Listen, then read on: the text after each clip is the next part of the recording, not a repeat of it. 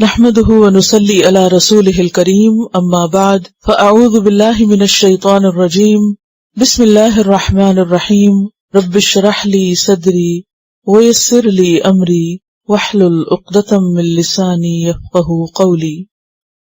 سورۃ عبس، سبق نمبر 304 آیت نمبر 1 سے 42 تک، لیسن نمبر 304 آیت نمبر 1 to 42۔ سورۃ عبس مکی سورت ہے۔ اس سورت کے ایک رکوع ہے، 42 آیات ہیں، 130 کلمات ہیں اور 533 حروف ہیں۔ عبس و تولا، عبسا وہ ترشرو ہوا، و تولا اور منہ موڑا، توجہ نہ کی، ان یہ کہ جاءہ آیا اس کے پاس، الاعمی اندھا، وما یدریکا اور کیا بتائے تجھ کو یا کون سمجھائے تجھ کو، لعلہ شاید کہ وہ یعنی اندھا، یزکا پاکیزگی حاصل کر لے، او یذکر یا نصیحت حاصل کرے، فتنفعہ الذکرى تو نفع دے اس کو، فائدہ دے اس کو، الذکرى نصیحت۔ اس صورت کے پس منظر میں ایک واقعہ بیان کیا جاتا ہے۔ واقعہ کچھ یوں ہے کہ حضرت عبداللہ بن ام مکتوم جو حضرت خدیجہ کے پھوپھی زاد بھائی تھے، ایک دن رسول اللہ صلی اللہ علیہ وسلم کے پاس آئے جبکہ آپ کچھ لوگوں کو دین کی تبلیغ کر رہے تھے۔ کہا جاتا ہے کہ یہ اکابر مکہ تھے، جن میں عتبہ بن ربیعہ، ابو جہل بن ہشام، عباس بن عبد المطلب اور ابی بن خلف۔ آپ ان سے گفتگو کر رہے تھے کہ اتنے میں ابن ام مکتوم جو کہ نابینا تھے، دیکھ نہیں سکتے تھے، آپ کے پاس آئے اور کہنے لگے، یا رسول اللہ ارشدنی، اے اللہ کے رسول صلی اللہ علیہ وسلم میری رہنمائی کیجئے۔ ایک اور روایت میں آتا ہے کہ انہوں نے کہا، یا رسول اللہ علمنی مما علمک اللہ، اے اللہ کے رسول صلی اللہ علیہ وسلم آپ مجھے سکھائیے اس میں سے جو اللہ نے آپ کو سکھایا ہے۔ چونکہ وہ نابینا تھے، دیکھ نہیں سکتے تھے، تو انہیں نہیں معلوم تھا کہ آپ اس وقت کیا کام کر رہے ہیں، لہٰذا آپ صلی اللہ علیہ وسلم چونکہ ایک بہت اہم کام میں مشغول تھے، تو ان کی مداخلت سے آپ کے چہرے پر کچھ ناگوار اثرات آئے اور آپ نے ان کی طرف توجہ نہ کی اور اپنا کام جاری رکھا، تو اس پر یہ صورت نازل ہوئی۔ عبس و تولا ان جاءہ الاعمی۔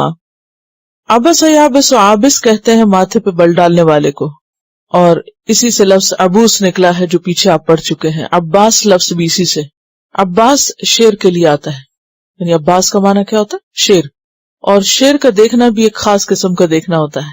اور اگر یعنی کہ ماتھے پہ صرف بل ڈالنا ہو تو عبسہ کا لفظ آتا ہے، اور اگر اس کے لیے بتکلف اہتمام بھی ہو تو پھر بصرہ کا لفظ آتا ہے، جیسے پیچھے آپ پڑھ چکے ہیں، ثم عبس وبصر۔ اور اگر ساتھ غصہ بھی ہو تو اس کے لیے بسلہ کا لفظ آتا ہے، بے سین لام، یعنی غصے کا اظہار چہرے سے کرنا۔ لیکن عبسہ کا معنی کیا ہے؟ منہ سکیڑنا، ناپسندیدگی کا اظہار کرنا۔ عبسہ اس نے منہ بنایا، اس نے تیوری چڑھائی۔ وتولا اور اس نے منہ موڑ لیا۔ تولی کا لفظ جو ہے 2-3 معنوں میں استعمال ہوتا ہے۔ تولا کا ایک معنی ہوتا ہے منہ پھیرنا، ایک معنی ہوتا ہے حکومت کرنا، اور ایک معنی ہوتا ہے محبت کرنا۔ واو لام یہ سے ہے، ولایت کا لفظ بھی اسی سے نکلا ہے۔ تو اس کانٹیکسٹ میں یہاں معنی کیا بنتا ہے؟ منہ پھیرا، یعنی توجہ نہ کی۔ عبس و تولا، اور یہاں غائب کا صیغہ استعمال ہوا ہے، یہ نہیں کہا گیا کہ آپ نے ایسا کیا اور آپ نے ایسا کیا، بلکہ اس کے برعکس غائب کے صیغے میں عتاب کیا گیا۔ عبسہ یعنی آپ نے ایسا کیا، و تولا آپ نے ایسا کیا، یعنی ترشرو ہوئے اور منہ موڑ لیا۔ ان جاءہ الاعمی، اس وجہ سے کہ آپ کے پاس ایک اندھا آیا، یعنی اس موقع پر آپ نے اندھے کا آنا اور مداخلت کرنا ناپسند کیا، تو اس پر اللہ سبحانہ وتعالیٰ فرماتے ہیں، وما یدریکا اور آپ کو کیا معلوم۔ یدریکا کا لفظ جو ہے دال رے یہ سے ہے، درا یدری، عقل سے سمجھ لینا، اسی سے لفظ درایت بھی نکلا ہے۔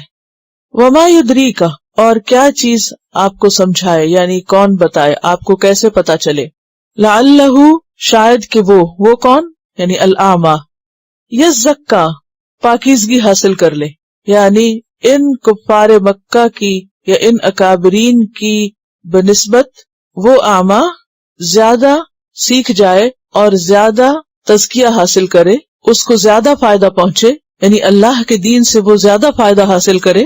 او یذکر جو ہے اصل میں یتذکر تھا، اور یزکا بھی اسی طرح یتزکا تھا۔ او یذکر اور یذکر کا لفظ جو ہے وہ ذکر سے اور ذکرہ سے ہے، یعنی نصیحت حاصل کر لے، فتنفعہ الذکرہ، تو یہ نصیحت جو وہ آپ سے حاصل کرے وہ اس کو فائدہ دے جائے۔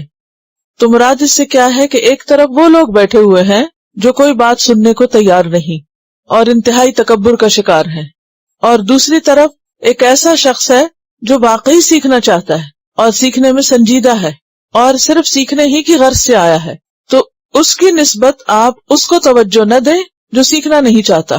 یعنی اللہ کا کلام اس کے لیے ہے جو اس میں دلچسپی رکھتا ہو، ان کے لیے نہیں جو اس سے منہ موڑے، کیونکہ اللہ اس سے بے نیاز ہے کہ کوئی اس کے دین کی طرف آئے۔ اللہ کو اس کی کوئی پرواہ نہیں کہ کون ہدایت حاصل کرتا ہے اور کون نہیں کرتا، اور اس سے کوئی فرق نہیں پڑتا کہ ہدایت حاصل کرنے والا کون ہے اور دنیاوی اعتبار سے اس کا اسٹیٹس کیا ہے۔ اس واقعے سے چند ایک باتیں ہم سب کے سیکھنے کی ہیں۔ پہلی بات تو یہ کہ نبی صلی اللہ علیہ وسلم نے یہ کلام خود نہیں گھڑا۔ اگر آپ نے خود لکھا ہوتا تو اپنے بارے میں ایسی کوئی بات نہ لکھتے۔ تو اس سے یہ پتہ چلتا ہے کہ یہ کلام اللہ کا کلام ہے اور اس میں جو کچھ ہے بالکل سچ ہے، حقیقت پر مبنی ہے۔ دوسری بات یہ ہے کہ اس میں سرداران مکہ کو اور دنیا کے سارے متکبرین کو جو اپنے آپ کو بڑی چیز سمجھتے ہیں، ان سب کو متنبہ کیا گیا ہے کہ تمہارا ایمان نہ لانا اللہ کو کچھ نقصان نہیں دیتا۔ اللہ کو کوئی فرق نہیں پڑتا کہ کون اس کی طرف آتا اور کون نہیں آتا، کون ہدایت حاصل کرتا اور کون نہیں کرتا، کیونکہ اللہ تعالیٰ نہ کسی کے مال سے متاثر ہوتا ہے، نہ کسی کی شکل و صورت سے، نہ کسی کے اور دنیاوی رتبے، مرتبے اور مقام سے۔ لہٰذا جو اس طرف آتا ہے وہ اپنے ہی فائدے کے لیے آتا ہے، اور جو اللہ کے راستے سے منہ موڑ جاتا ہے وہ اپنا ہی نقصان کرتا ہے۔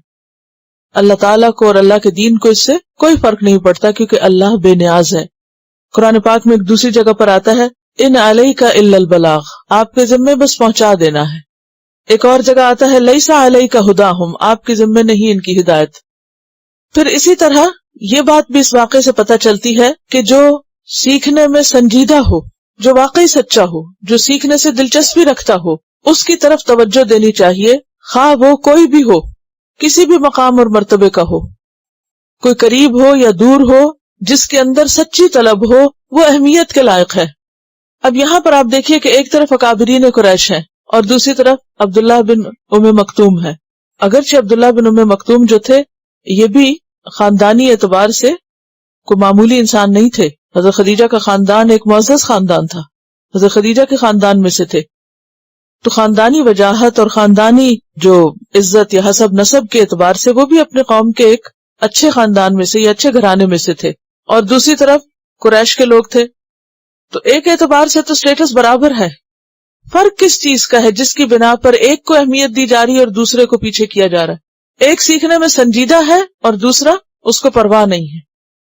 تو اسی طرح ایک داعی کو، ایک معلم کو کس کی طرف توجہ کرنی چاہیے اور کس کی طرف نہیں؟ اس کی طرف جو سنجیدہ ہو، اور جو سیکھ کر دوسرے پر احسان جتائے کہ شاید وہ کسی کو فائدہ پہنچا رہا ہے۔ بعض طالب علم ایسے ہوتے ہیں نا کہ جو اپنے سیکھنے کا احسان استاد پہ رکھتے ہیں کہ ہم نے آپ پر بہت احسان کر دیا بہت کچھ سیکھ کے، لیکن اصل اہمیت کے لائق کون طالب علم ہے کہ جو واقعی جینوئنلی سیکھنا چاہتا ہو، جو پوری طرح اس چیز میں سچا ہو، جو پوری دلچسپی ظاہر کرے اور اس کے لیے ہر قربانی کرنے کو تیار ہو۔ عبداللہ بن عباس کے بارے میں آپ نے پڑھا تھا کہ وہ چھوٹے تھے صحابہ میں سے جب نبی صلی اللہ علیہ وسلم فوت ہو گئے، اس کے بعد جب اکابر صحابہ سے وہ سیکھنے کے لیے جاتے تھے تو کیا کرتے تھے؟ پوری دوپہر ان کے دروازے کے باہر بیٹھ کے گزار دیتے، آندھیاں چل رہی ہوتی، جب صحابہ نکلتے تو کہتے اے ابن ام الرسول، اے رسول صلی اللہ علیہ وسلم کے چچا کے بیٹے، آپ نے ہمیں بتایا کیوں نہیں؟ ہم خود آتے اور آپ کو سکھاتے۔ تو ان کا جواب کیا ہوتا کہ سیکھنے والا میں ہوں، طالب میں ہوں، مجھے یہ بات پسند نہیں کہ میں اپنی خاطر آپ کو تکلیف دوں۔ لہٰذا وہ انتظار کرتے رہتے یہاں تک کہ صحابہ خود باہر نکلتے اور ان کو سکھاتے۔ اب ایسا ایک طالب علم جو سنجیدہ ہو اور جو علم کی قدر کرے اور جو اس کے لیے تکلیف بھی اٹھائے، وہ زیادہ توجہ کے قابل ہے بنسبت اس کے کہ جس کے پیچھے پیچھے استاد بھاگ رہا ہو اور وہ اس کی قدر نہ کرے۔ آپ کو یاد ہوگا سورۃ الحجرات میں آپ نے پڑھا تھا کہ کچھ قبائل آئے تھے اور وہ آ کر یہ کہنے لگے کہ ہم اسلام لائے ہیں اور ہم اللہ کو مانتے ہیں، رسول کو مانتے ہیں، یہ بھی کرتے ہیں۔ اللہ تعالیٰ نے کیا فرمایا؟ یمنون علیک ان اسلموا، وہ آپ پر احسان جتاتے ہیں کہ وہ مسلمان ہو گئے۔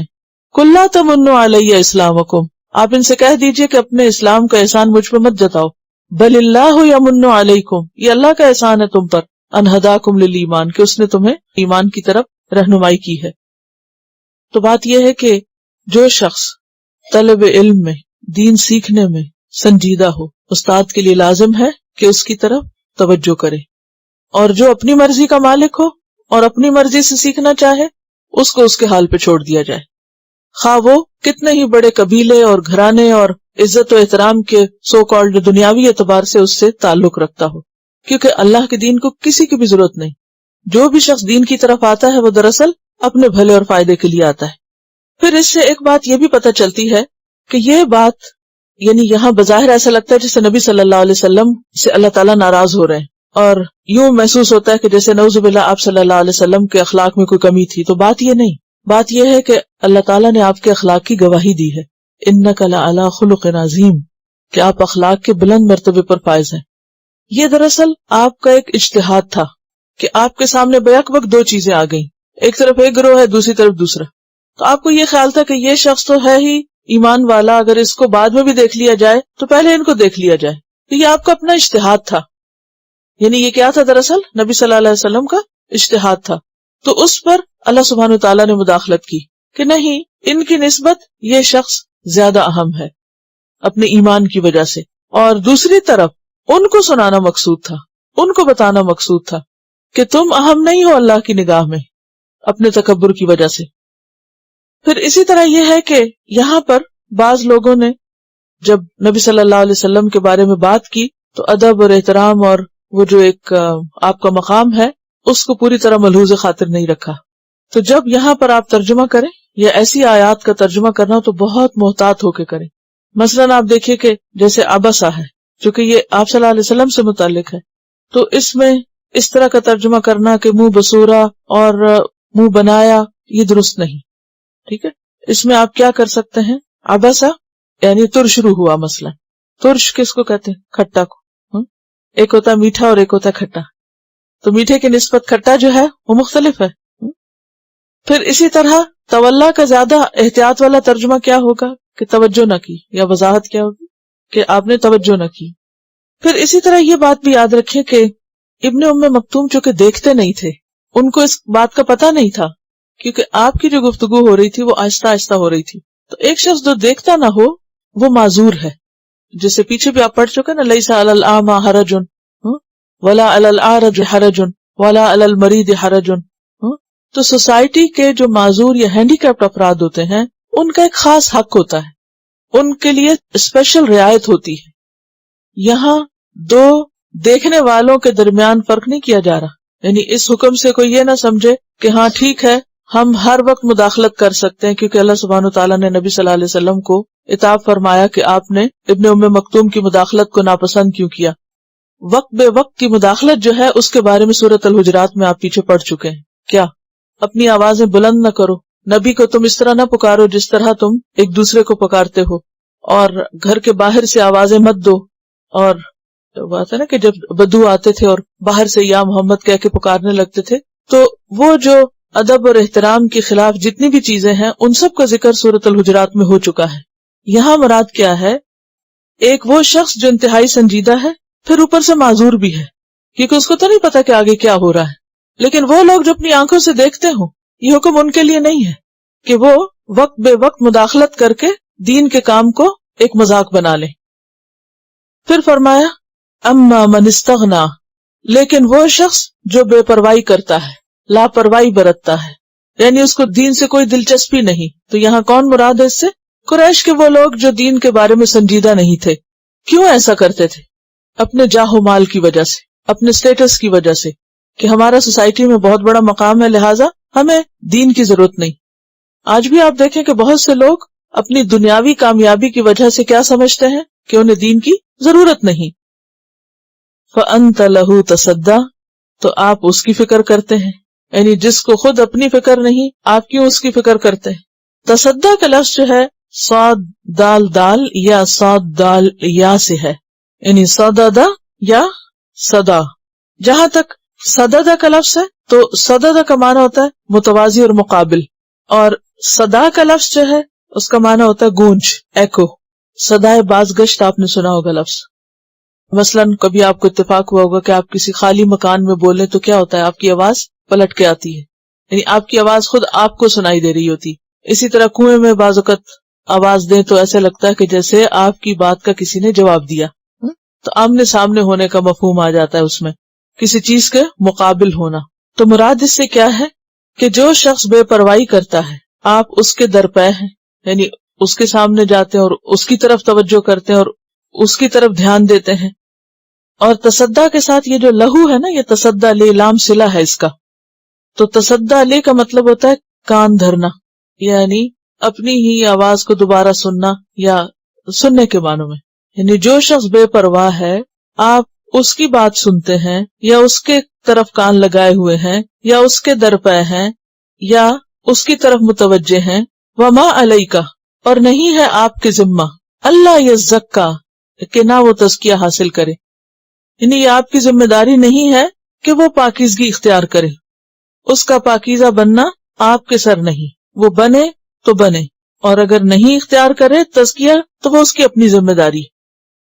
وَأَمَّا مَنْ جَاءَكَ، اور لیکن وہ جو آئے تیرے پاس، یسعی، دوڑتا ہوا، یعنی سرگرمی دکھاتا ہوا اور شوق دکھاتا ہوا، وَهُوَ يَخْشَى، اور وہ ڈر رہا ہے، یعنی اللہ سے ڈرتا ہے، اس کے اندر ایک عاجزی ہے. فَأَنْتَ، تو تم، عَنْهُ، اس سے، تَلَہَّى، بے رخی برتتے ہو. تلہا کا لفظ جو ہے لام ہا واؤ سے، لہو کہتے ہیں کسی اور چیز میں وقت گزارنا اور مشغول ہونا. اور اگر اس کا صلہ عن ہو، جیسے یہاں پر آپ دیکھ رہے ہیں عن ہو تلہا، تو اس کا معنی ہوتا ہے تغافل برتنا. تغافل کیا ہوتا ہے؟ غفلت برتنا، لاپرواہی برتنا. فأنت لہو تلہا، تو آپ اس سے لاپرواہی برتتے ہیں. کلا، ہرگز نہیں، انہا تذکرہ، بے شک یہ تو ایک نصیحت ہے. ہاں کی ضمیر کس کی طرف جا رہی ہے؟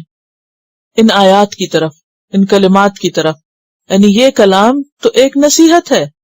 کلا انہا تذکرہ فمن شاء ذکرہ، پس جو کوئی چاہے اس کو یاد کر لے، اس سے نصیحت حاصل کر لے. اگر معاشرتی اعتبار سے کوئی شخص بہت اہم نہیں تو عام طور پر اس کو اہمیت بھی نہیں دی جاتی.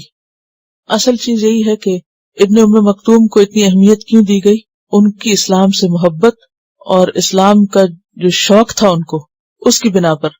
اور پھر آپ دیکھیں کہ ایسا نہیں کہ نبی صلی اللہ علیہ وسلم ان کو غیر اہم سمجھتے تھے یا اس سے پہلے یا بعد میں آپ نے ان کے ساتھ کوئی ایسا سلوک کیا. وہ صرف ایک ایسا موقع اور ایک ایسا وقت تھا کہ جس میں آپ ایک خاص سچویشن میں تھے، اور اس میں آپ کے ساتھ ساتھ ان کو سنانا بھی مقصود ہے جو دنیاوی مال و متاع کی وجہ سے اپنے آپ کو دین سے بالا سمجھتے ہیں اور اہم سمجھتے ہیں. اور پھر آپ دیکھیے کہ نبی صلی اللہ علیہ وسلم مدینہ سے جب جاتے اور باقی صحابہ کرام بھی آپ کے ساتھ جنگوں وغیرہ میں جاتے تو آپ اپنے پیچھے ان کو اپنا نائب مقرر کر کے جاتے. یعنی کئی بار ایسا ہوا کہ آپ نے ان کو مدینہ میں والی مقرر کیا جب آپ اور آپ کے دوسرے صحابہ شہر سے باہر ہوتے. پھر اسی طرح بعض اوقات جب اس کے بعد ابن ام مکتوم آپ کے پاس آتے تو آپ ان سے کہا کرتے تھے مرحبم بمن عاتبنی ربی، مرحبا اس کو جس کی وجہ سے میرے رب نے مجھ پر عتاب کیا. یعنی ان کو خاص توجہ دیا کرتے تھے. یعنی اس سے ایک اور بات یہ پتہ چلتی کہ دین کی دعوت سب کے لیے ہے، کسی خاص طبقے کے لیے، کسی خاص انسان کے لیے، کسی خاص گروہ کے لیے نہیں. یہ ذکر سب کے لیے عام ہے. دینی مجلس اور دینی کام جو ہے وہ دنیاوی کاموں سے مختلف ہے. دنیا میں عام طور پر کیا ہوتا ہے کہ جس کے پاس مال ہے، اتھارٹی ہے، اس کو زیادہ امپورٹنس دی جاتی ہے. لیکن دین کے معاملے میں کسی کا مال، اتھارٹی، سٹیٹس یا اور کوئی بڑائی نہیں دیکھی جائے گی. وہاں کیا دیکھا جائے گا کہ کون شخص اس معاملے میں کتنا سنجیدہ ہے. اور وہ دین کے زیادہ فائدے کے ہوتے ہیں بنسبت دوسروں کے. یعنی کثرت فائدہ نہیں دیتی. ایک شخص بھی بہت کام کا ہو سکتا ہے اگر وہ واقعی سیکھنے میں سنجیدہ ہو. پھر فرمایا کلا انہا تذکرہ فمن شاء ذکرہ، یہ تو ایک نصیحت ہے، جس کا جی چاہے وہ اس کو حاصل کر لے. یہ تو پیغام سب کے لیے ہے. اب ہر ایک کے اپنے شوق اور ظرف کی بات ہے کہ کون اس کی طرف کتنا بڑھتا ہے. یہ تو اوپن ٹو آل ہے، سب کا ہے. جیسے سورۃ کہف میں آتا ہے نا وَقُلِ الْحَقُّ مِن رَبِّكُمْ فَمَن شَاءَ فَلْيُؤْمِن وَمَن شَاءَ فَلْيَكْفُرْ، کہہ دیجئے کہ حق تو تمہارے رب کی طرف سے، جس کا جی چاہے ایمان لائے اور جس کا جی چاہے کفر کرے۔ فی صحف مکرمہ، اب یہاں پر قرآن مجید کی جو عزت ہے، احترام ہے، جو مقام ہے اور مرتبہ ہے، وہ بیان کیا جا رہا ہے کہ تم سمجھتے ہو اس کو لینا اور اس کو سیکھنا اور اس کو جاننا کوئی معمولی کام ہے، یہ کوئی معمولی چیز ہے۔ عام طور پر کیا ہوتا ہے، دنیا کی تعلیم، دنیا کی ڈگری، دنیا کا علم لوگوں کے لیے زیادہ محترم، معزز اور بڑی چیز ہوتا ہے، اور لپک لپک کر لوگ اس کی طرف جاتے ہیں، اور اس کے برعکس قرآن کی تعلیم کو وہ اہمیت نہیں دی جاتی، یا وہ مقام اور وہ مرتبہ نہیں دیا جاتا۔ تو اللہ تعالیٰ کیا فرماتے ہیں کہ یہ کلام کیا ہے، فی صحف مکرمۃ، یہ اللہ کا کلام تو معزز صحیفوں میں ہے۔ صحف کا لفظ جو ہے یہ صحیفہ کی جمع ہے، اور صحیفہ کہتے ہیں ایک دو ورق کی چیز کو۔ قرآن مجید شروع میں اسی طرح تھا، ایک جلد میں نہیں تھا، ایک والیوم میں نہیں تھا، بلکہ کس طرح لکھا ہوا تھا، کسی چمڑے کے اوپر، کسی ہڈی کے اوپر، اسی طرح جھلی کے اوپر، یعنی مختلف بٹس اینڈ پیسز میں تھا۔ اور مکرم کا لفظ جو ہے یہ کرم سے ہے، یعنی عزت والے، قابل ادب، معزز، عزت کیے گئے۔ فی صحف مکرمہ، یہ قرآن عزت والے صحیفوں میں ہے۔ تو اس سے کیا پتہ چلتا ہے کہ جس کاغذ پر اور جس چیز پر بھی، خواہ وہ کاغذ ہو یا کوئی کپڑا ہو یا کوئی چمڑا ہو، کوئی شیشہ ہو، کوئی بھی چیز جس پر قرآن مجید لکھا گیا ہو، وہ کیا ہوتا ہے، مکرمہ، قابل احترام، قابل عزت۔ فی صحف مکرمۃ مرفوعۃ، بلند مرتبہ۔ مرفوع ہوتا ہے وہ چیز جو اوپر اٹھائی گئی ہو، باقی چیزوں کے مقابلے میں اونچی ہو۔ مطہرہ، پاکیزہ، پاک کیے گئے۔ تو یہاں پر دراصل قرآن مجید کا بلند مرتبہ ہونا اور قرآن مجید کا معزز ہونا اور اس کا اہم ہونا بتایا جا رہا ہے کہ یہ کلام کیا چیز ہے جس کی طرف سے تم روگردانی کر رہے ہو۔ فی صحف مکرمۃ مرفوعۃ مطہرۃ بأیدی سفرۃ، یہ سفرہ کے ہاتھوں میں ہے۔ سفرہ کیا ہے؟ سفرہ یا تو سافر کی جمع ہے یا سفیر کی جمع ہے۔ سافر کی جمع اسی طرح جیسے طالب کی طلبہ، ساحر کی سہرہ، اسی طرح سافر کی سفرہ۔ سافر کہتے ہیں کاتب کو، لکھنے والے کو، رائٹر۔ بأیدی سفرہ، لکھنے والوں کے ہاتھوں میں، اور یا پھر سفیر کی جمع ہے۔ اور سفیر کون ہوتا ہے؟ امبیسڈر، یعنی اللہ اور بندوں کے بیچ میں کون ہے امبیسڈر؟ فرشتے۔ تو یہ کلام کس کے ہاتھوں میں ہے؟ فرشتوں کے ہاتھوں۔ اللہ نے اس کو فرشتوں کے ذریعے، یعنی جبریل امین کے ذریعے دنیا میں بھیجا ہے۔ کرام بررہ، کرام معزز، شریف، با اخلاق، بررہ نیکوکار۔ کرام کریم کی جمع ہے اور بررہ برن کی جمع ہے یا بار کی جمع ہے، یعنی بہت بہت نیک۔ اور یہ بھی صفت کس کی بیان کی جا رہی ہے؟ بنیادی طور پر فرشتوں کی، کہ اللہ نے اس کتاب کو بہت اہتمام کے ساتھ دنیا میں بھیجا ہے، ایسے فرشتوں کے ذریعے جو بہت معزز ہیں، قابل احترام ہیں اور بہت نیک ہیں، اللہ کی تسبیح کرتے رہتے ہیں، ان کے ذریعے اس کو دنیا میں بھیجا ہے۔ تو کیا تم اس کی طرف توجہ نہ کرو گے؟ کیا تم اس کو حاصل نہ کرو گے؟ کیا تم اس کو اہمیت نہ دو گے؟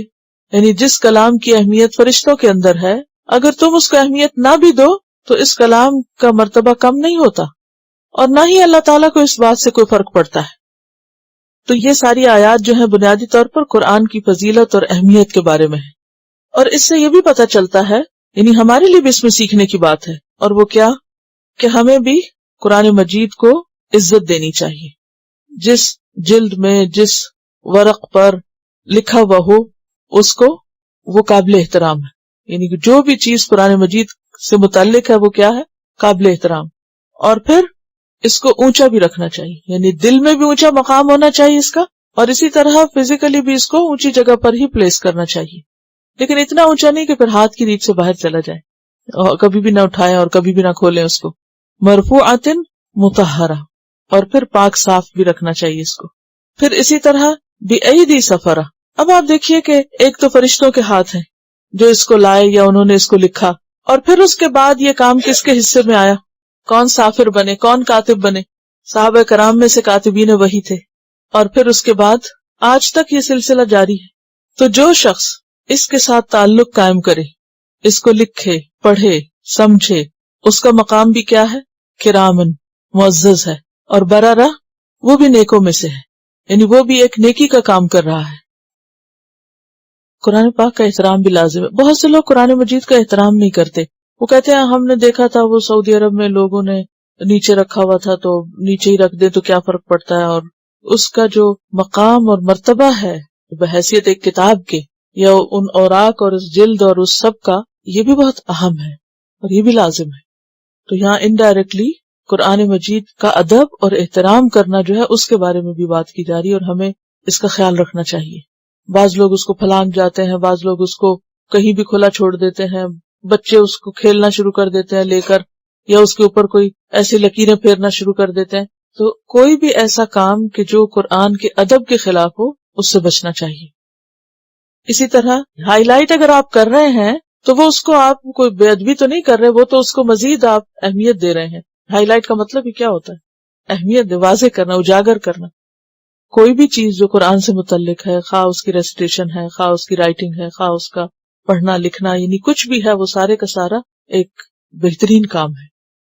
لیٹ کے سن بھی سکتے ہیں، لیٹ کے پڑھ بھی سکتے ہیں اگر تھکے ہوئے ہیں، لیکن یہ نہیں کہ قرآن مجید کو تکیہ بنا لے انسان یا اس کو ساتھ رکھ لے، کیونکہ حدیث میں باقاعدہ منع کیا گیا ہے کہ اس کو تکیہ نہ بناؤ، کہ اس کے اوپر کونی رکھ کے بیٹھ جائیں آرام کرنے کے لیے، یا اس کو سر کے نیچے رکھ دیں، یا جس بیگ میں ہے اس بیگ کو سر کے نیچے رکھ لیں، یا خود اوپر بیٹھے اور اس بیگ کو آپ نیچے پاؤں کے پاس رکھ دیں. یہ چیزیں نہیں ہونی چاہیے. یعنی کہ قرآن کا ادب خود بھی کرنا چاہیے اور دوسروں کو بھی اس کے بارے میں بتانا چاہیے. قرآن مجید کے شروع میں اپنا نام لکھ سکتے ہیں. اچھا، ایک دفعہ بہت سال پہلے کی بات ہے، کوئی خاتون ہمارے پاس آئی اور انہوں نے دیکھا کہ اسٹوڈینٹس جو ہیں وہ ہائی لائٹ کر رہے ہیں، اور اس سے کوئی ایک ایشو بنا لیا، اور جا کے واپس اپنے ملک میں ایک اخبار میں بھی ایک آرٹیکل چھاپ دیا کہ میں ایک ایسے ادارے میں گئی تھی جہاں طالبات الکوہل والے ہائی لائٹرز کے ساتھ ہائی لائٹ کر رہی تھی. تو یہ بہت بے احترامی کی بات ہے. تو بات یہ ہے کہ جس انک سے لکھا جاتا ہے وہ کس میں گھلی ہوئی ہوتی ہے. اب آج کے دور میں پریس میں جو بھی انک آپ ڈالتے ہیں وہ کون سی انک ہوتی ہے؟ وہ اس میں بھی تو اسی قسم کے کیمیکلز ہوتے ہیں. اگر آپ بالکل نیا قرآن مجید کبھی آپ کھولیں تو اس میں سے جو خوشبو آتی ہے وہ اس میں وہ سارے کیمیکلز ہوتے ہیں. تو اگر کسی نے بعد میں کسی ایسے پین سے لکھ لیا اس کے کناروں پر یا اس کو ہائی لائٹ کر لیا تو وہ اٹس انڈرسٹوڈ، یہ بے ادبی میں نہیں آتا، یہ اس کا حصہ. آپ دیکھیں کہ اس قرآن مجید میں بھی بہت سے کلرز ہیں، اور یہ کلر جو اوریجنلی لگائے گئے تھے تو کلرز کس میں حل ہوتے ہیں؟ پانی میں حل ہو کے تو نہیں، یہ واٹر کلر تو نہیں ہے. ہاں، ٹرانسلیشن کو قرآن نہیں کہتے، دیٹ از ناٹ قرآن. اصل میں دیکھیے احترام کہاں ہوتا ہے. اگر دل میں احترام نہیں ہے نا کسی کا، چاہے وہ کتاب ہے، چاہے وہ استاد ہے، چاہے وہ والدین ہے، چاہے وہ کوئی بھی ہے، تو زبان کا احترام کوئی احترام نہیں ہوتا. احترام انسان کے عمل سے ظاہر ہوتا ہے. اور سب سے بڑا احترام اس کتاب کا کیا ہے؟ اس کو پڑھا جائے، یہ جس مقصد کے لیے آیا ہے وہ مقصد پورا ہو اور اس کا حق اس کو دیا جائے. اصل مقصد جس کے لیے قرآن آیا ہے وہ سامنے ہونا چاہیے. چلیے آگے چلتے ہیں. قتل الانسان ما اکفرہ. قتل الانسان، قتلہ کا معنی ہوتا ہے مار ڈالا گیا یا مارا گیا، اور بیسیکلی یہ بد دعا ہے. اور بد دعا عربی میں ماضی کے صیغے میں آتی، اور دعا بھی ماضی کے صیغے میں آتی، جیسے رضی اللہ عنہ، صلی اللہ علیہ وسلم، یہ دعا ہے اور ماضی کا صیغہ ہے.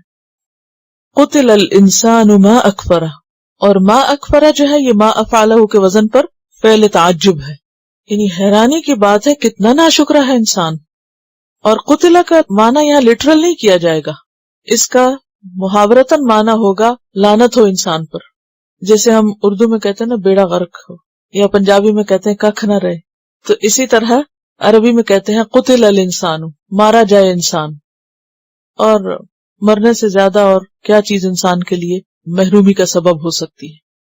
تو قتل الانسان ما اکفرہ، مارا جائے انسان یعنی لعنت ہو انسان پر کس قدر ناشکرا ہے، کس قدر ناشکرا ہے. یہ بھی لفظی معنی نہیں بلکہ جس وزن پر یہ آیا ہے اس وزن کے اعتبار سے معنی کیا جا رہا ہے، یعنی تعجب. یا دوسرا معنی کفر کا انکار کرنا، کیسا منکر ہے، کیسا انکاری ہے، یا پھر کیسا ناشکرا ہے. اب اگر کفر کے معنی میں لیں تو پھر اصطلاحی کفر بھی ہو سکتا ہے، اور اگر ناشکری کے معنی میں لیں تو سارے شامل ہو سکتے ہیں. چاہے کوئی زبان سے اپنے آپ کو مومن بھی کہے لیکن اس کے عملی رویے میں شکر نہیں تو وہ بھی اس میں آ جائیں گے. من ای شیء خلقہ، کس چیز سے اس نے اس کو بنایا؟ کس نے؟ اللہ نے.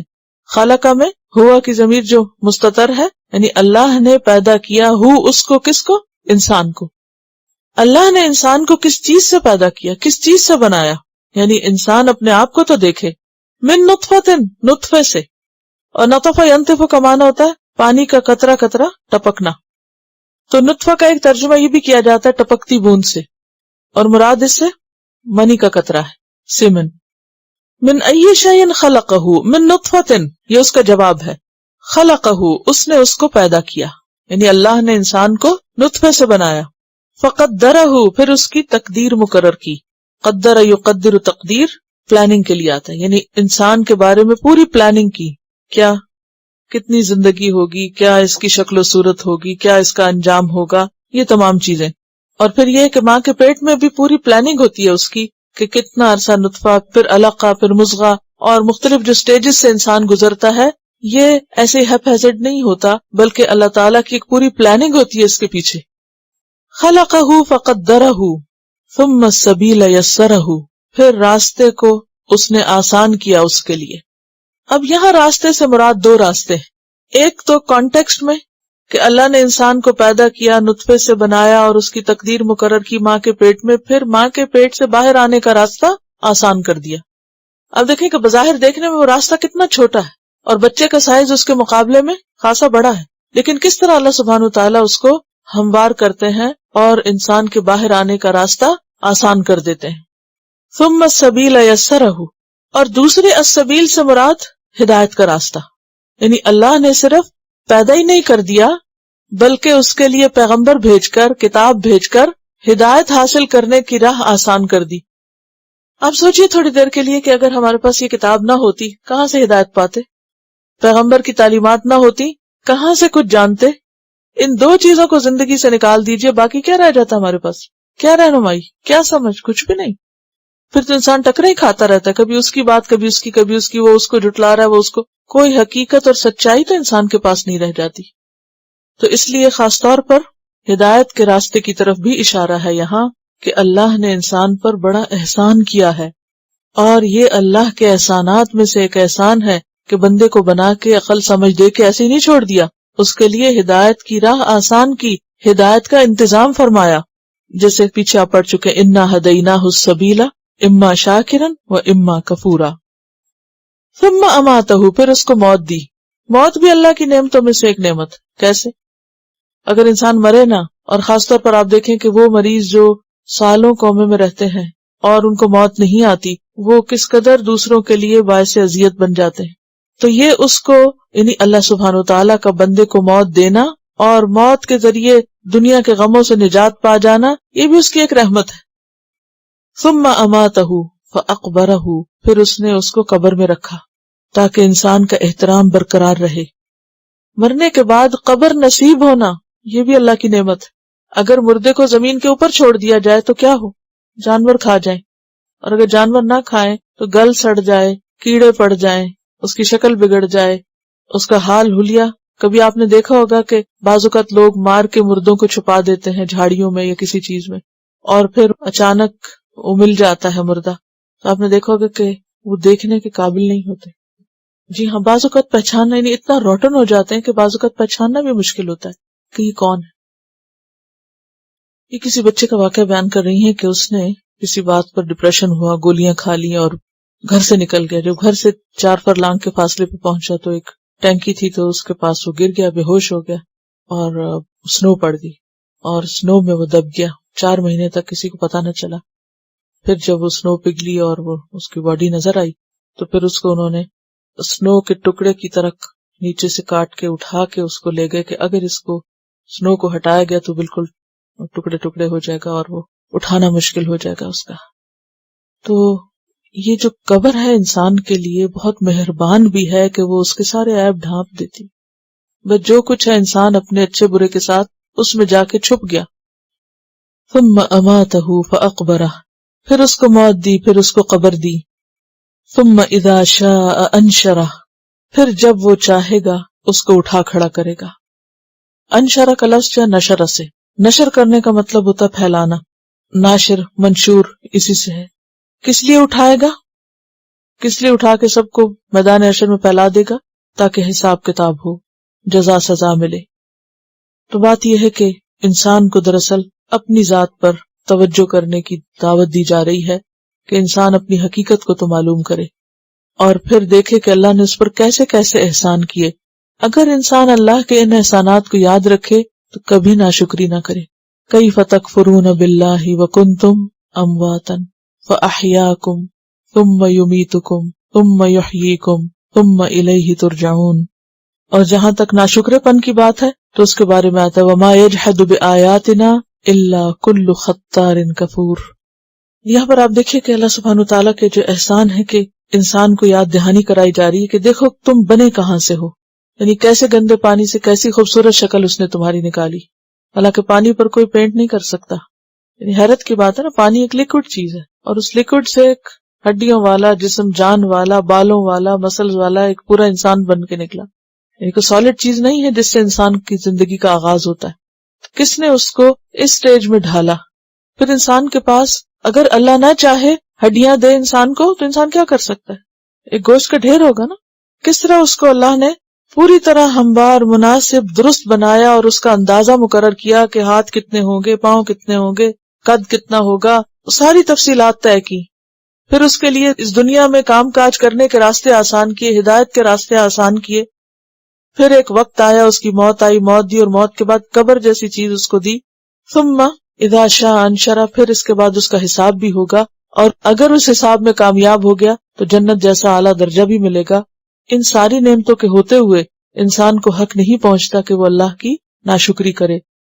کلا، ہرگز نہیں، لما یقض ما امرہ، نہیں اس نے پورا کیا جو اس نے اس کو حکم دیا تھا. لما لم کی طرح ہے. لما جو ہے جو فعل مضارع کے اوپر آتا ہے تو کیا اثر کرتا ہے اس پہ؟ دو اثر ہوتے ہیں اس کے. ایک تو اس کو نفی کا معنی دیتا ہے، دوسرے ماضی کا ترجمہ کیا جاتا ہے. پھر ٹھیک ہے، لما یقضی میں لما لم کے معنوں میں ہے نفی کا معنی اور ماضی کا معنی. کلا لما یقض ما امرہ، ہرگز نہیں، اس نے وہ پورا ہی نہیں کیا جو اللہ نے اس کو پورا کرنے کے لیے کہا تھا. جو کچھ بھی انسان کو اللہ نے دیا ہے اگر انسان اس کی قدر نہیں کرتا تو یہ سب ناشکری ہے. پھر انسان کی تخلیق کے بعد جو کچھ انسان کے کھانے پینے کا سامان ہے اس کی طرف توجہ دلائی گئی کہ اگر شکر گزار ہونا ہے تو ذرا ان نعمتوں کو دیکھو. کیا؟ فَلْيَنْظُرِ الْإِنسَانُ إِلَىٰ طَعَامِهِ، پس چاہیے کہ دیکھے انسان طرف اپنے کھانے کے. انسان کو اپنے کھانے پینے کا سامان دیکھنا چاہیے. وہ لقمہ جو منہ میں لے کے جاتے ہیں کبھی اس کو نظر بھر کے دیکھا کریں اور سوچیں اَنَّا صَبَبْنَا الْمَاءَ صَبًّا، یہ کھانا آیا کہاں سے؟ کہ بے شک ہم نے ڈالا تھا، انڈیلا تھا. سب ہوتا ہے انڈیلنا، بھرپور طریقے سے پانی ڈالنا.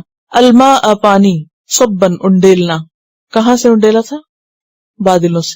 ہم نے کس طرح بادلوں سے زمین پہ پانی انڈیلا.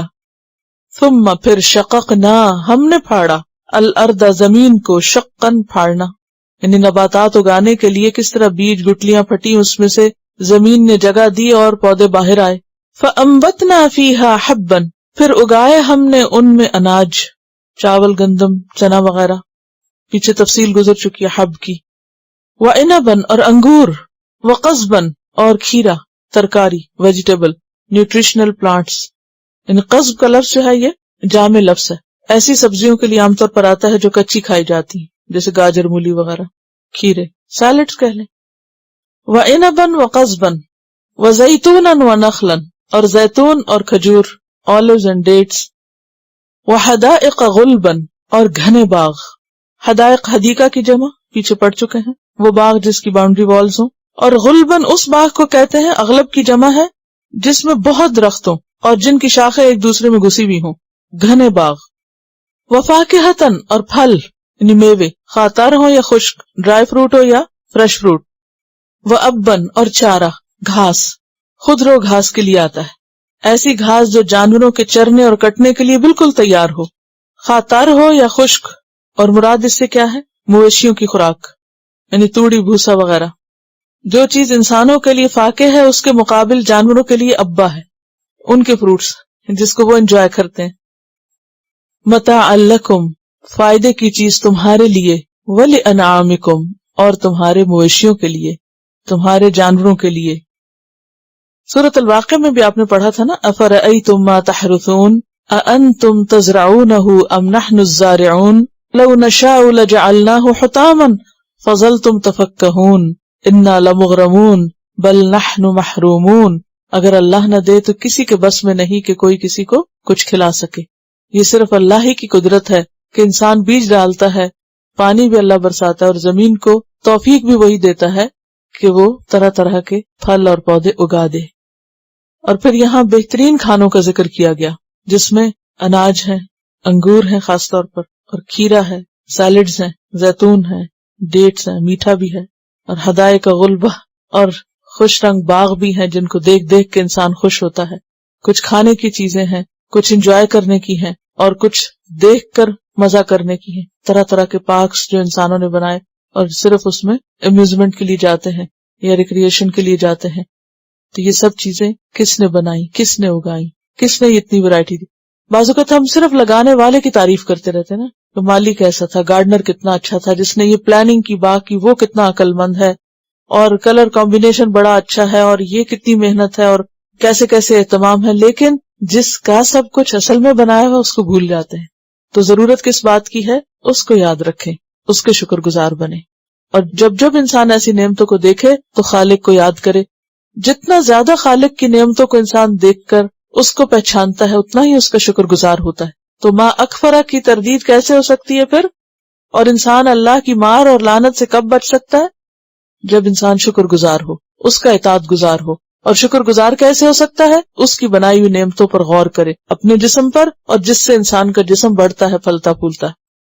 عام طور پر ہم کھانا کھاتے ہوئے یا ٹی وی دیکھ رہے ہیں یا کوئی کسی سے فون پہ بات کر رہے ہیں یا کچھ پڑھ رہے ہیں. اب تو خیر پڑھنے کی باری آ گئی ہے، لیکن یہ ہے کہ کبھی کھانا کھاتے ہوئے کھانے کی طرف بھی دیکھنا چاہیے کہ کیا کھا رہے ہیں، اور کیسا بنا ہوا ہے، اور کیا اس کی شکل ہے، اور کیا رنگ ہے، اور کیا اس کی غذائیت ہے. اور اس میں دیکھنا صرف ظاہر آنکھ سے دیکھنا ہی نہیں، بلکہ ان پھلوں کے جو خواص ہیں یا فائدے ہیں یا اس کے اوپر مزید ریسرچ ہے یا اس پر جو تحقیقات ہیں ان کو بھی پڑھنا چاہیے، ان کو بھی دیکھنا چاہیے. یعنی نظر میں ساری چیزیں شامل ہیں، غور و فکر بھی شامل ہے. فَإِذَا جَاءَتِ الصَّاخَّةُ، فَإِذَا پھر جب، جاءت آ جائے گی، الصَّاخَّةُ بہرا کرنے والی. سخ صاد خا خا چیخ کے لیے آتا ہے، اور ساخہ سے مراد قیامت کی چیخ، سور پھونکنے کی آواز، ایسی آواز جو کانوں کو بہرا کر دے، کان پھاڑ دے. پھر جب وہ کان پھاڑنے والی آ جائے گی، اس دن ہوگا کیا؟ یوما اس دن، یفر المرء بھاگ جائے گا انسان، من اخیہ اپنے بھائی سے، وہ چیخ سن کر بھاگنے لگے گا. وہ امہ اور اپنی ماں سے، وہ ابیہ اور اپنے باپ سے، وہ صاحبتہ اور اپنی بیوی سے. صاحبہ کا لفظی معنی ہوتا ہے ساتھ رہنے والی، ساتھی، اور مراد اس سے بیوی. اور اپنی بیوی سے، وہ بنیہ اور اپنے بیٹے سے. یعنی قریب ترین رشتوں سے انسان بھاگے گا، ان کی پرواہ نہ کرے گا. کیوں؟ ایسا کیوں ہوگا؟ اس کی وجہ کیا ہوگی؟ لکل امرئ واسطے ہر انسان کے، منہم ان میں سے، یومئذ اس دن، شأن ایک حالت ہے، یغنیہ جو بے پرواہ کر دے گی اس سے. انسان کو اپنی ایسی مصیبت پڑی ہوئی ہوگی جسے پنجابی میں کہتے ہیں نا پسوڑی پڑی ہوئی ہوگی، کہ وہ اس کو دوسروں سے بے نیاز کر دے گی، بے فکر کر دے گی. شأن کا لفظ جو ہے نا یہ یہاں حالت ترجمہ کیا گیا ہے، جبکہ کنسرن کے معنوں میں بھی ہوتا ہے یہ افیئر. یعنی ہر ایک کا اپنا ایسا افیئر ہوگا جو اس کو دوسری چیزوں سے بے نیاز کر دے گا. دنیا میں بھی آپ دیکھیے کہ جو افیئرز ہوتے ہیں، خواہ وہ بزنس افیئر ہو یا کوئی اور کرنٹ افیئرز ہو، تو وہ کیا کرتے ہیں؟ مشغول کر لیتے ہیں نا اپنے اندر، اور وہ مشغولیت اس کو کیا کر دیتی ہے؟ باقی چیزوں سے بے نیاز کر دیتی.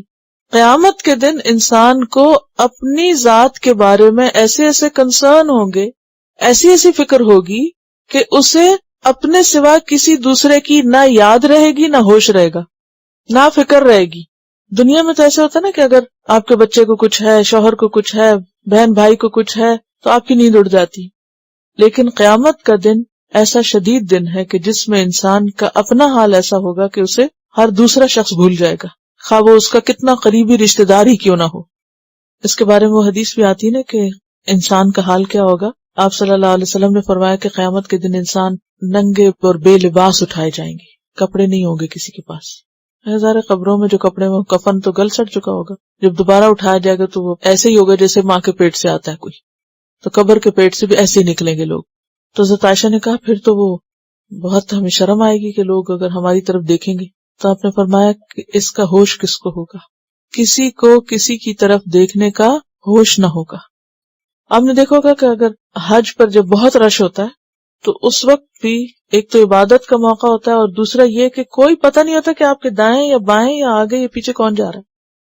اس وقت آپ کو صرف اپنی پڑی ہوتی ہے کہ میرے چکر پورے ہو جائیں اور میرا کنکریاں مارنی پوری ہو جائیں اور میرے سارے ریچولز پورے ہو جائیں. آپ کو اس سے کوئی دلچسپی نہیں ہوتی کہ لوگوں نے کیا پہنا ہوا ہے اور لوگوں کی شکل کیا ہے اور لوگوں کا رنگ کیا ہے اور لوگ کہاں سے آئے ہیں. صرف یہ ہوتا ہے کہ جو کچھ مجھے کرنا ہے وہ میں کر جاؤں. تو قیامت کے دن بھی انسان کو اسی طرح کے تجربے سے گزرنا ہوگا، بلکہ اس سے بھی شدید تر. لِكُلِّ امْرِئٍ مِّنْهُمْ يَوْمَئِذٍ شَأْنٌ يُغْنِيهِ. اور یغنی کا لفظ جو ہے وہ غین نون یہ سے ہے جس کا معنی ہوتا ہے بے پرواہ ہونا، کسی دوسرے کی احتیاج نہ ہونا. یعنی وہ دن انسان کو اپنے اندر اتنا مشغول کر لے گا کہ اسے دوسرے کی خبر لینے کی ہوش نہ ہوگی. اب دیکھیں کہ جب وہ دن ایسا آنے والا ہے جب انسان کو ایکسپیرینس ہوگا تو اس کی خاطر دنیا میں بھی انسان کو ایسا ایکسپیرینس کرنا ہوگا. بعض اوقات ہم دوسروں کی فکر کرتے کرتے اپنے آپ کو بھول جاتے ہیں یا نہیں، اور اس کا نقصان کیا ہوتا ہے؟ دین سے دور ہو جاتے ہیں.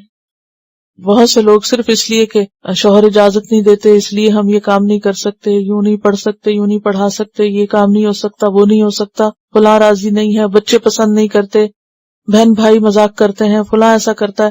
اب آپ کیا کرتے ہیں؟ اس کو راضی کر رہے ہیں، اس کو سب کو دیکھتے دیکھتے آپ کی اپنی کوئی زندگی نہیں رہتی. آپ اپنے کو ڈیسیژن ہی نہیں لے سکتے، آپ اپنے لیے کچھ سوچ ہی نہیں سکتے کہ آپ کو کیا کرنا ہے. آپ اپنے دین کا بھی فیصلہ دوسروں کے ہاتھ میں دے دیتے ہیں. اگر وہ پسند کرے تو آپ دین پر ہیں، اور اگر وہ پسند نہ کرے تو آپ دین کو بھی چھوڑ سکتے ہیں. لیکن کل قیامت کے دن ان میں سے کون کام آئے گا؟ کوئی بھی نہیں، سب بھاگ جائیں گے. لہذا انسان کو جہاں ایک طرف حقوق العباد ہے، صلہ رحمی ہے، رشتوں کا احترام ہے، پاس ہے، سب اپنی جگہ، لیکن اس کے ساتھ جو اپنی آخرت کی فکر ہے وہ سب چیزوں سے اہم ہونی چاہیے. اس کو کسی بھی قیمت پر دوسروں کے ہاتھ میں نہیں دے دینا چاہیے کہ دوسرے اس کے ساتھ جیسے چاہیں کھیل لیں، کہ آپ کا دین ان کی خواہشات کے تابع ہو جائے. وہ آپ کو وقت دیں تو آپ نماز پڑھیں، اور اگر وہ پسند نہ کرے، وقت نہ دیں تو آپ نماز بھی گول کر جائیں. یا اسی طرح اور ذمہ داریاں. تو ہر چیز کا ایک وقت ہے، اور ہر چیز کی ایک لمٹ ہے، اور ہر چیز کے لیے ایک مقام اور موقع ہے، اور ہر شخص اپنے عمل کا خود ذمہ دار ہے. ہر شخص اپنا ذمہ دار خود ہے. مثلاً آپ اپنے بچے کو اسکول میں بھیجتے ہیں کہ وہ پڑھے، اگر وہ نہیں پڑھتا تو اسکول والے ذمہ داری لیتے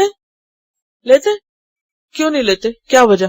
وہ کیا لکھ کے بھیجتے ہیں آپ کو کہ ہمیں نہیں آپ رسپانسبل قرار دے سکتے، آپ کو خود ذمہ داری لینی ہوگی، یا بچے کی اپنی اور جب بچے بڑے ہو جاتے ہیں تو پھر پیرنٹس کی بھی نہیں وہ ان کی اپنی ذمہ داری قرار پاتی. تو ہر عاقل بالغ کو اپنے عمل کے لیے خود ذمہ دار ہونا ہے. لا تزر وازرۃ وزر اخرى لکل امرئ منہم یومئذ شأن یغنیہ. اور وہ دن کیسا ہے؟ وجوہ یومئذ مسفرہ.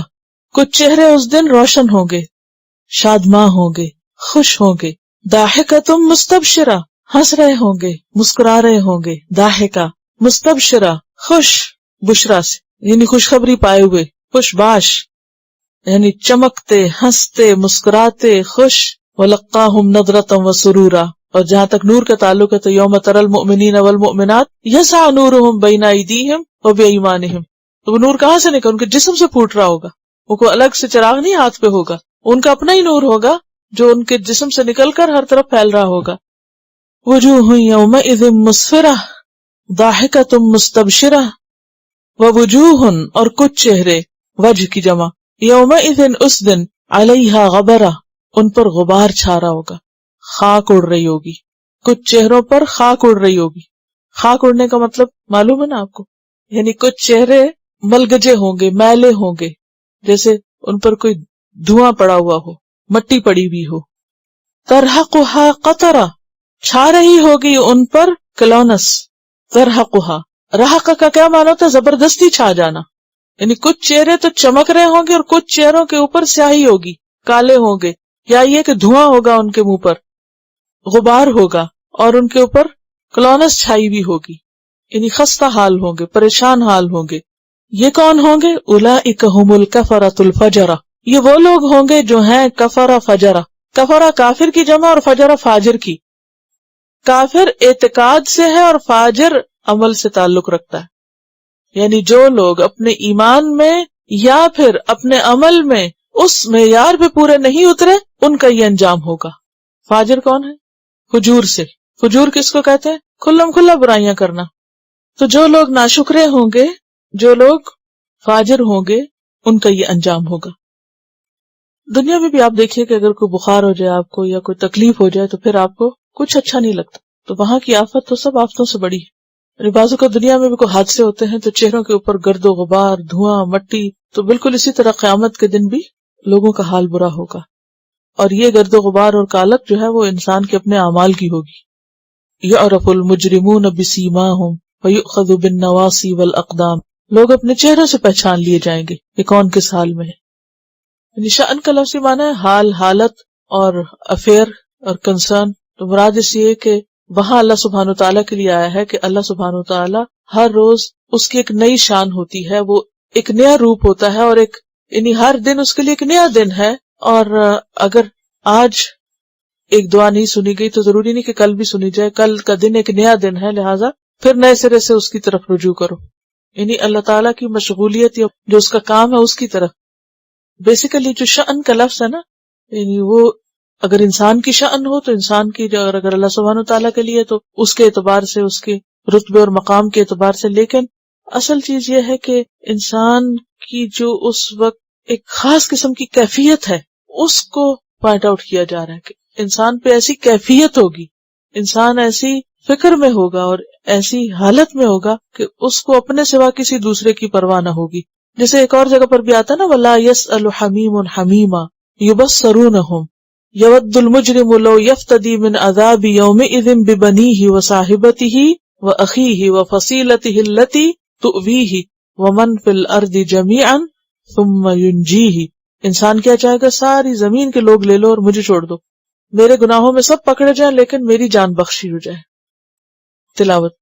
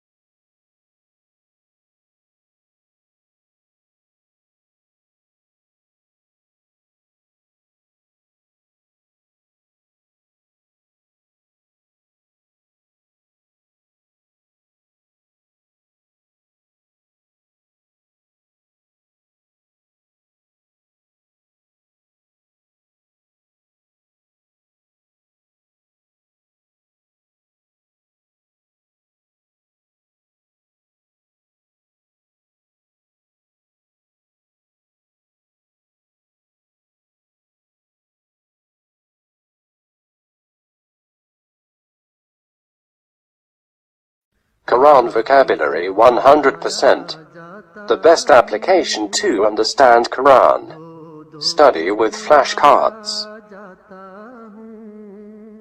Word list. Learn 25% of Quran vocabulary in 7 days. Multiple MCQs to practice and test vocabulary. Single choice. Multiple choice. True, false. Bookmark difficult words. Study wrongly answer words. Test your skills. 12 essential grammar lessons at Learn Quranic Grammar. You can select number of word to study from bookmarks. Select number of times wrongly answered words for study. Test your skills with multiple choice, flashcard, true, false, matching words and single choice MCQs. Grammar lessons are available in PDF format. Native Quranic and Urdu fonts. Available at Google Play and Apple App Stores. Download it today to contribute in the Islamic Apps Development Project. Quran vocabulary 100% in Urdu. Visit smartappsweb.com.